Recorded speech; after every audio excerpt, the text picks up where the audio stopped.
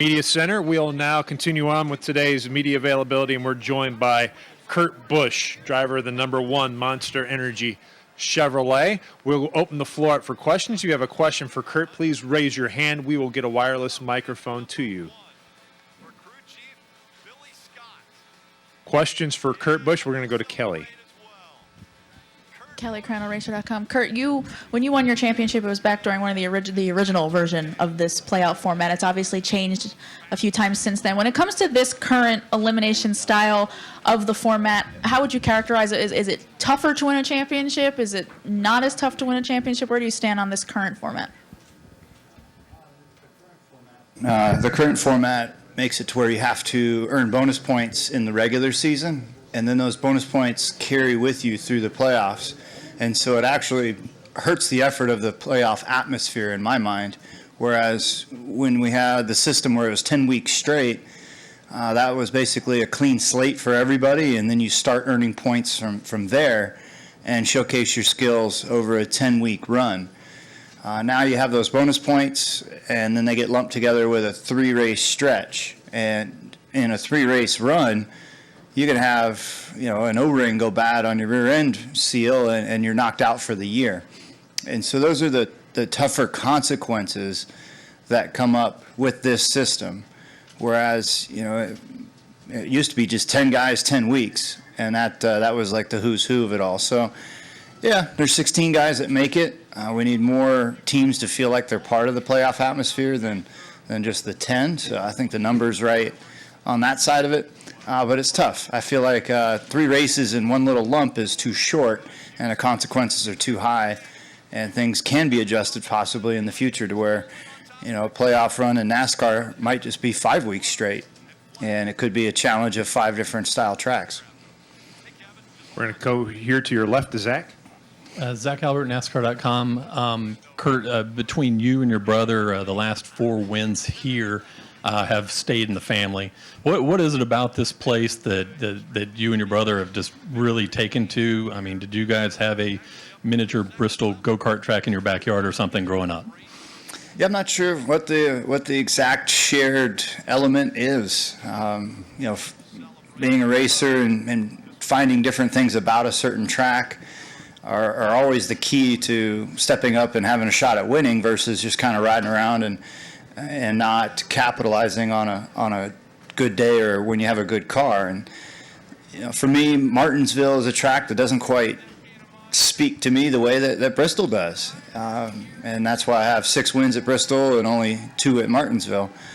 And this track, I guess it just speaks to us when we're out there on the track, and there's things you have to do to protect the car and stay out of trouble most of the race.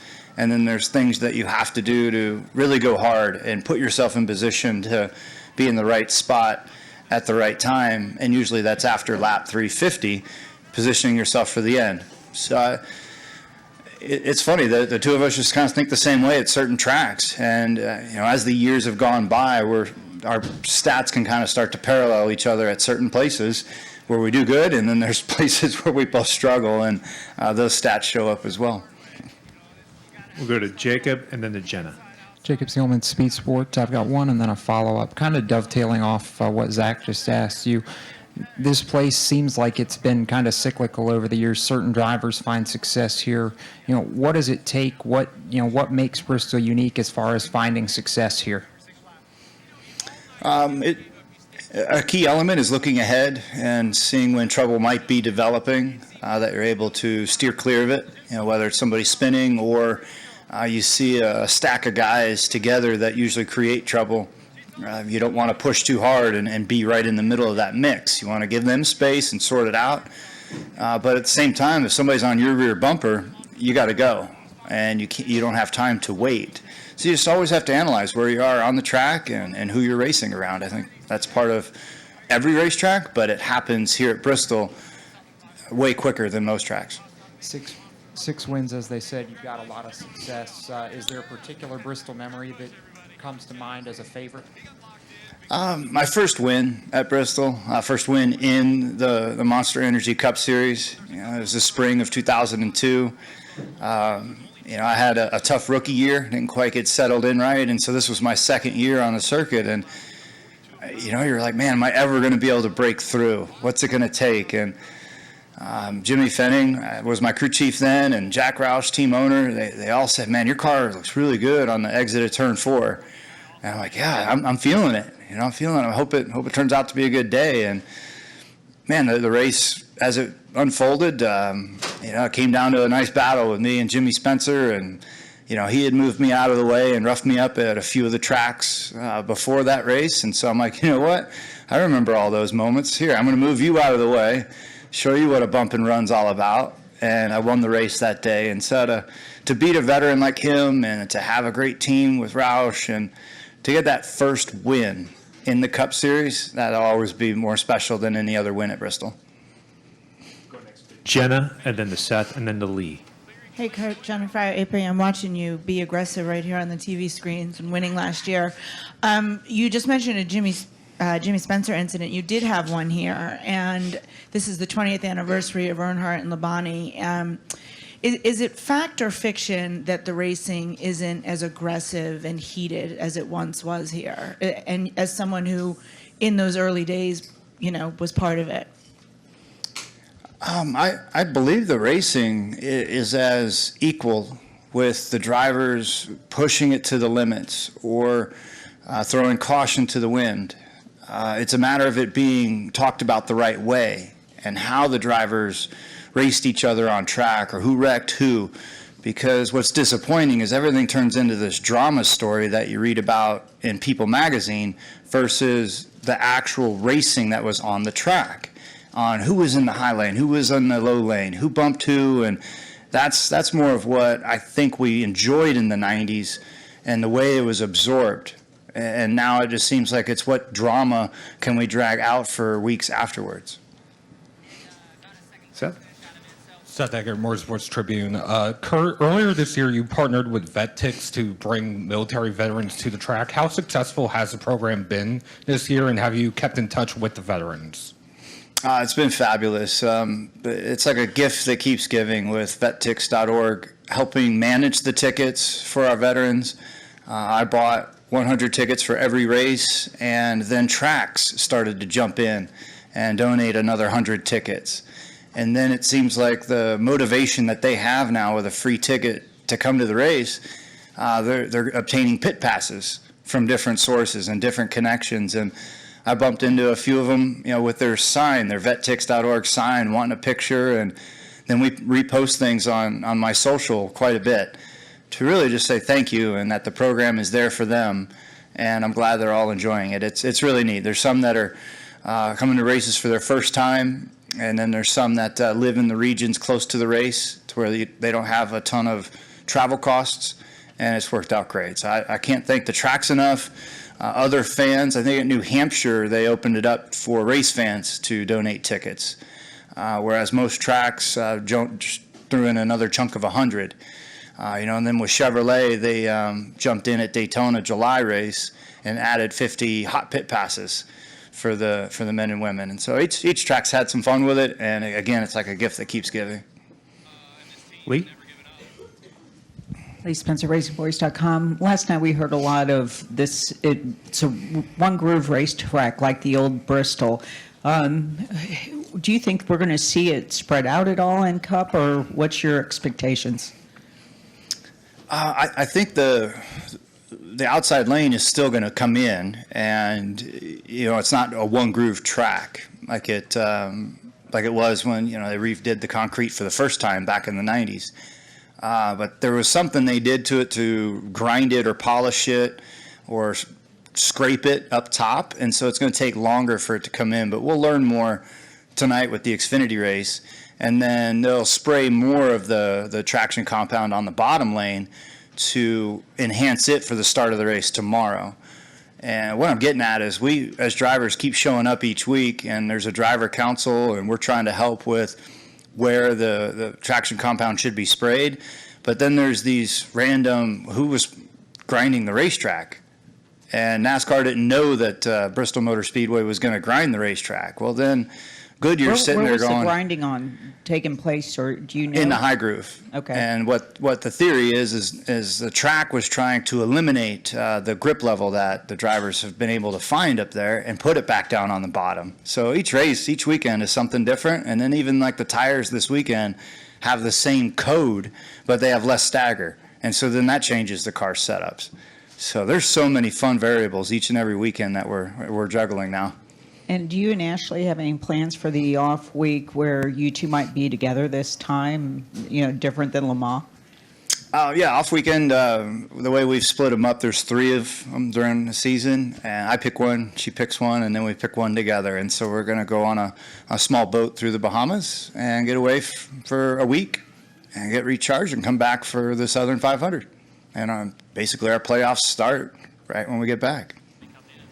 Go next to Bob, and then to the corner to Jarvis, and then to Claire. Bob Hockers, Fox Sports. Some of the other silly season stuff has kind of come clear. Just curious if you've gotten anything solid yet for next year. Don't have anything solid for next year yet. Jarvis?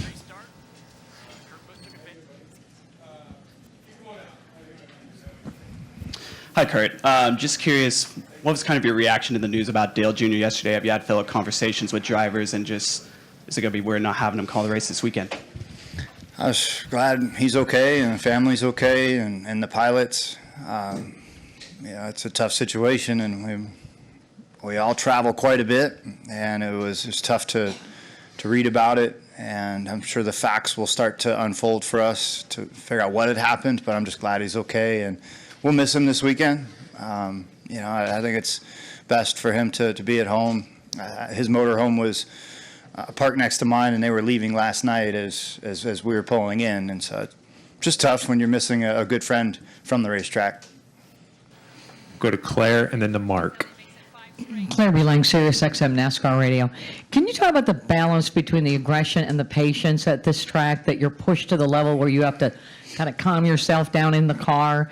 When you said it speaks to you, this track, right? But part of it is it can really make you mad. How have you had to balance that for any driver on the track? I think the key is just knowing when to go, when to push hard, and when not to. And when somebody's running on your bumper and it's lap 30 of the race, well, you can't be upset at them on why they're there. It's like, well, all right, just move over and let them go. Knock yourself out, because I'm set up more for the latter part of the race. And so that's the challenge at Bristol, is especially as of late with the traction compound that they spray down, it can provide a ton of grip right away early in the race, but it's not going to be there later. And you hope that your setup is more tailored for the latter part of the race. So there's times when you see race-winning guys barely hanging on to the lead lap early in the race. And then you have sometimes really good pit stops and then really bad pit stops, and you're trying to manage those situations too. And so the key is not getting so focused on 10 laps or 20 laps at a time.